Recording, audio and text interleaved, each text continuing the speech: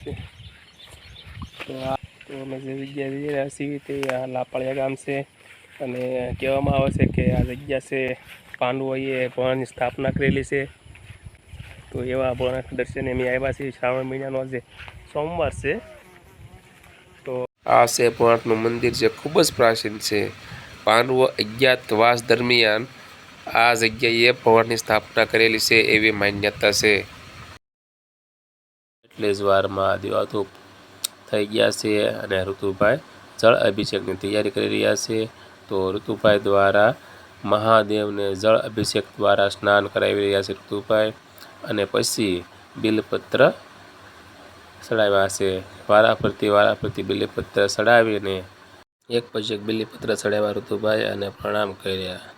એના પછી એના મમ્મીએ ભોળાનાથને જળ અભિષેક દ્વારા સ્નાન કરાવ્યા અને બિલીપત્ર ચડાવ્યા અને પ્રણામ કર્યા।